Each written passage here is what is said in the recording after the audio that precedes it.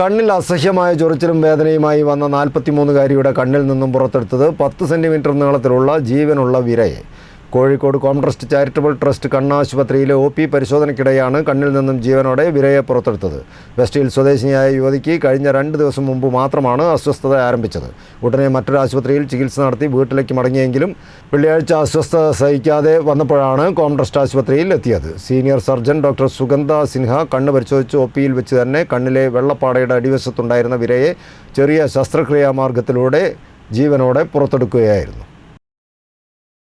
ഇന്ത്യൻ്റെ OPയിൽ ഒരു 43 വയസ്സായ ഒരു സ്ത്രീ കണ്ണിന് ഒരു ബുദ്ധിമുട്ട്, ഒരു അസ്വസ്ഥത, ഒരു ചോപ്പ്, കണ്ണിന് ഒരു സഹിക്കാൻ പറ്റാത്ത ഒരു ചൊറിച്ചലുമായിട്ട് ഇന്നൊരു ഉച്ചയോടെ ഇന്നൊരു പേഷ്യൻറ്റ് ഞാൻ കണ്ടു.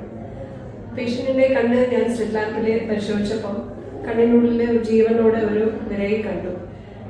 അത് കണ്ണിനുള്ളിൽ മൂവ് ചെയ്യുന്ന കാണുന്നുണ്ടായിരുന്നു. കണ്ണിൻ്റെ വെള്ളപ്പാടത്തിൻ്റെ അടിയിൽ മൂവ് ചെയ്യുന്ന കാണുന്നുണ്ടായിരുന്നു. പേഷ്യൻറ്റിനെ ഞങ്ങൾ തുള്ളിമരുന്നിട്ട് തെറിപ്പിച്ചിട്ട് ഒരു ചെറിയ ഫോർസെപ്സ് വെച്ചിട്ട് കണ്ണിനുള്ളിൽ വെള്ളപ്പാടത്തിൻ്റെ കൂടി ആ വിരയെ പുറത്തെടുത്തു.